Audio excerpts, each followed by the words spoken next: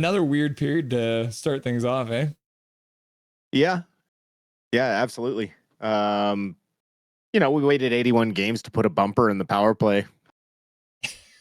I like what Calling it up that we have a bumper now?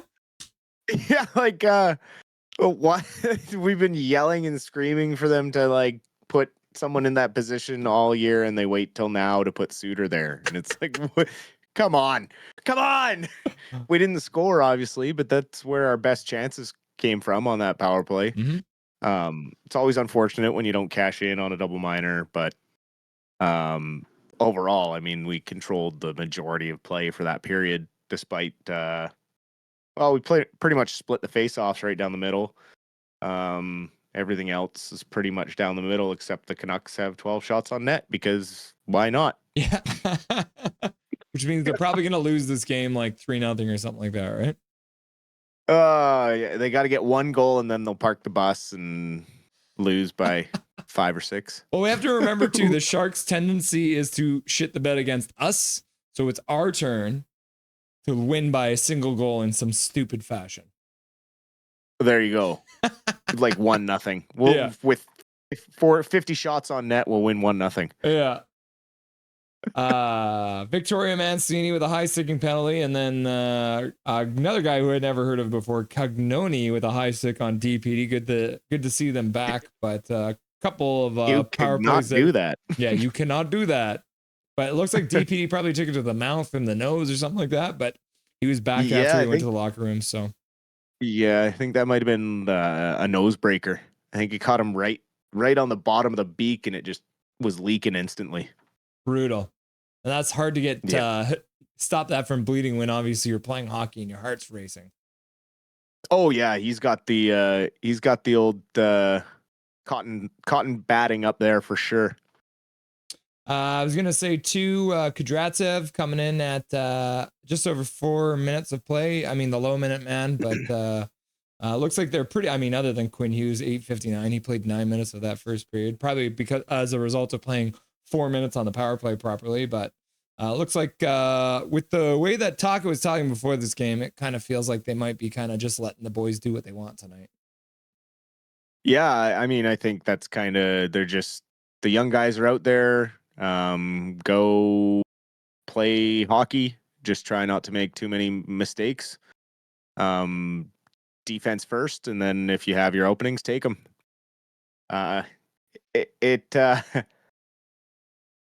It feels a little bit like Tocchet is 1 foot out the door.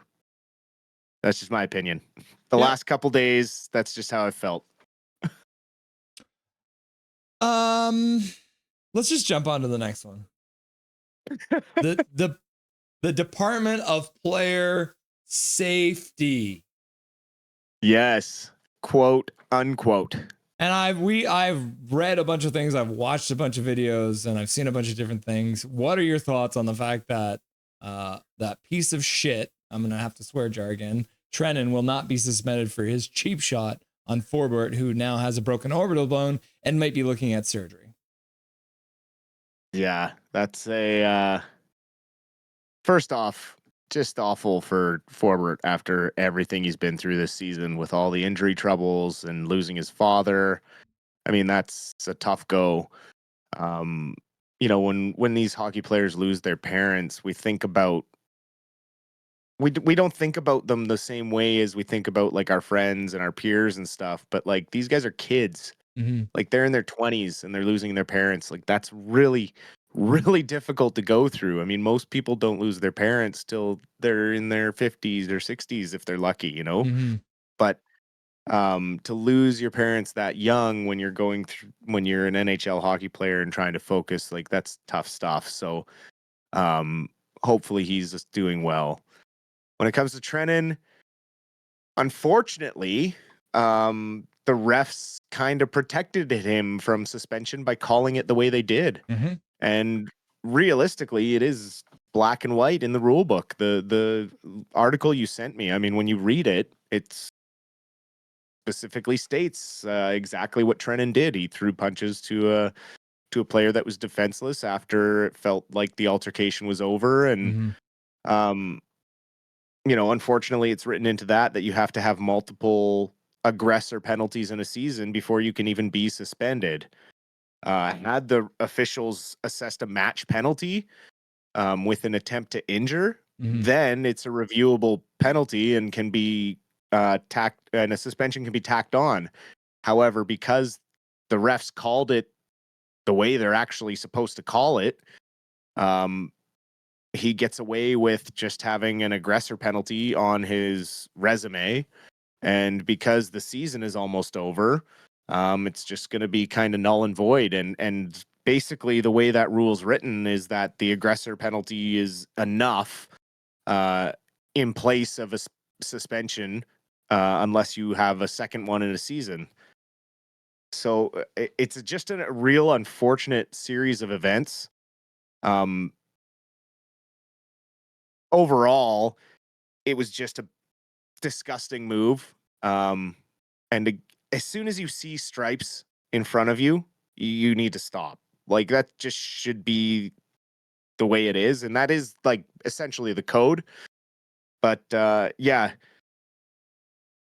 just hope Forbert can come out of that well, and maybe we reward him with a contract extension or something, because he's certainly earned it this year with everything he's done by stabilizing the penalty kill and coming back after the real tough start to the season, and to be able to bounce back and have the second half that he did is extremely commendable. And the type of hockey player you want on your team, especially with the young guys coming in and Myers kind of on his way out. You're going to want a couple of veteran guys around, and Forbert kind of seems like the type of guy you definitely want around your young guys and your locker room. Right.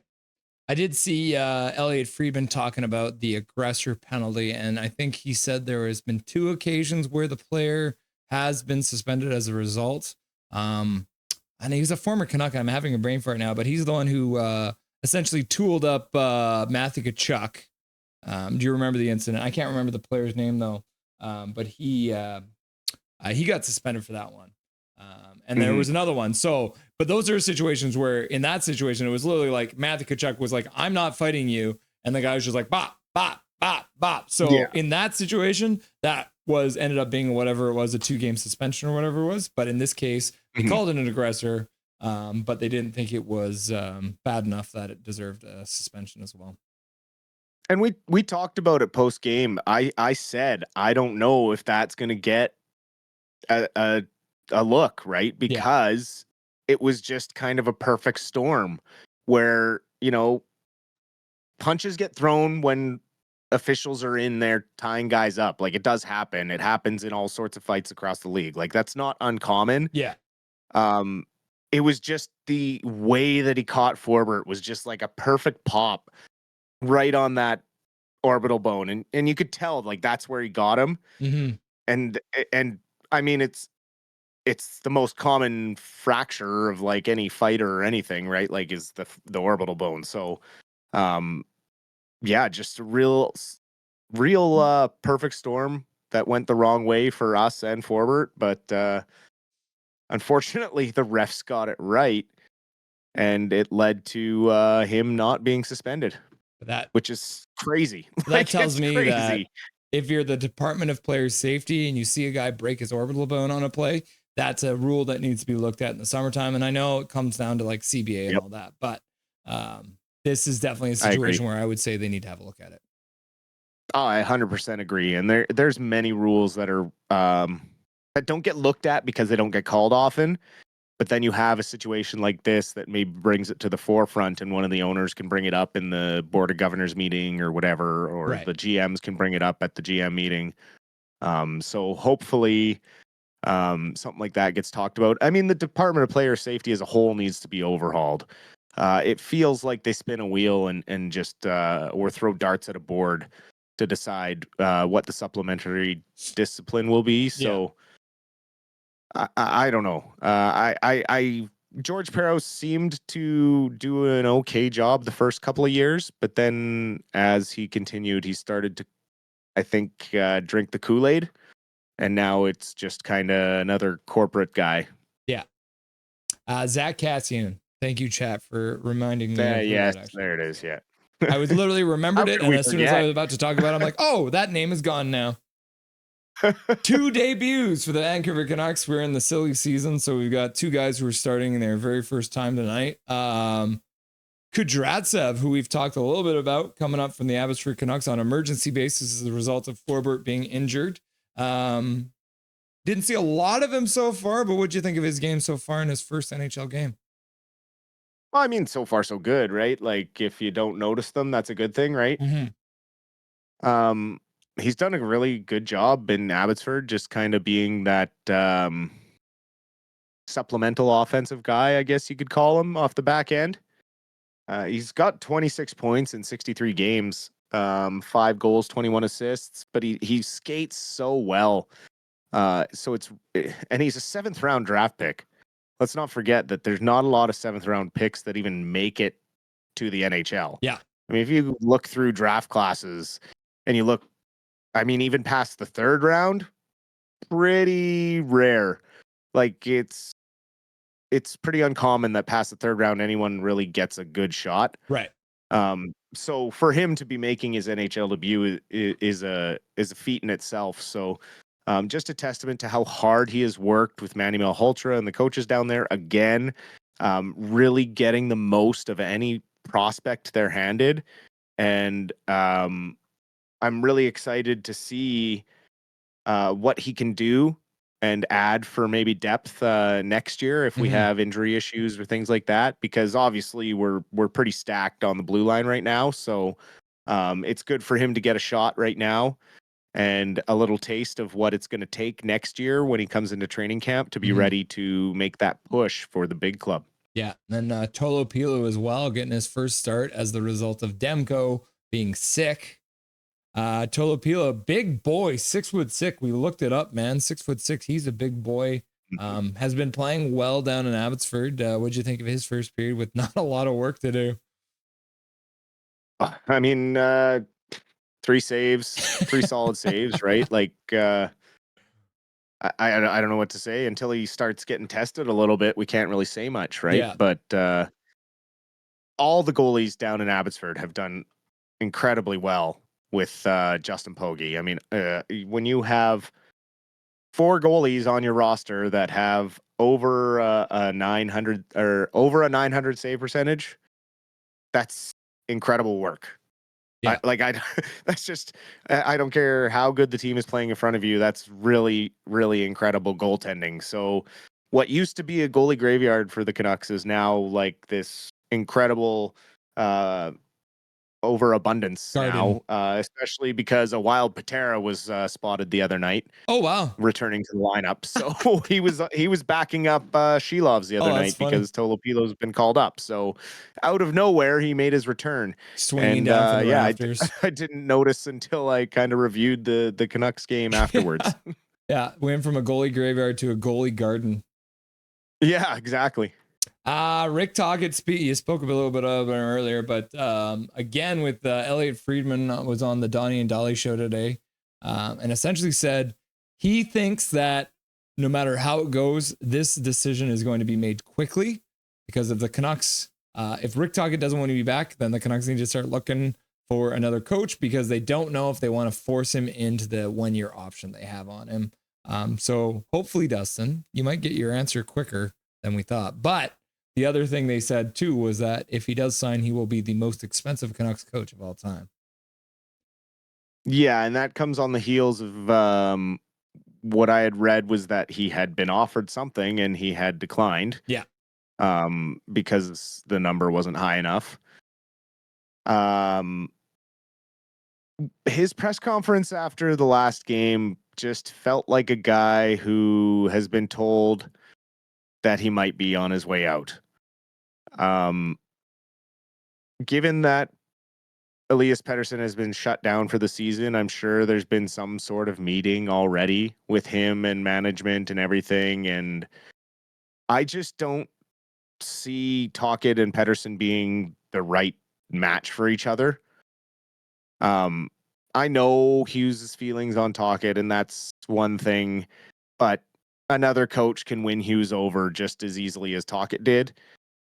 Hughes is an elite player and he can excel under anyone running the bench. Like you're not going to change what Quinn Hughes does. Any coach that comes in here isn't going to touch that. They're just going to say, keep doing what you're doing, keep being Quinn Hughes, and we'll be fine. Yeah.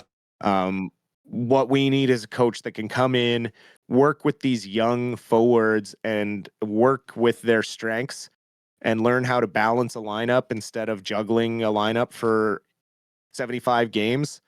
Injuries aside, there was times when he had some lines working and one mistake, he's blowing the lines up. You can't panic like that in the NHL. You gotta try and stick with it a little bit. And I just felt like he sounded a bit non-committal with a lot of things and just has a very different attitude than the Tocchet we saw even at the beginning of the season or when he first got here. And realistically, I just think he ends up going back to Philly and the Canucks either promote Malhotra or find someone who has more of an offensive touch. And then the last thing we'll talk about, just a little bit of good news. Chytil has been at practice the last 2 days in a non-contact jersey. He's not going to be playing. But the thing I want to say about Chytil is that means he should theoretically be healthy going into his summer training. So that's probably good news for the Canucks. Looking forward to maybe him as their second C next year. Absolutely. I mean, he's going through the same steps that Besser went through earlier in the year when he got a concussion, right? You have to do the non-contact jersey and then see how you feel. If they skate tomorrow, he's probably allowed to skate full skate with no non-contact jersey if he feels better. And then maybe he gets into the last game against Vegas if in a perfect world. But if he doesn't, it does mean that he's going into the summer healthy and can get a good train going. And hopefully he's ready and ready to shoulder the load as a second C next year. Excellent. As usual, Dustin, thank you for being here for the Rusty and Dusty Sideshow. And we'll see you for the post-game show, brother. Sounds good. Enjoy the rest of the game, everybody. Nothing is perfect.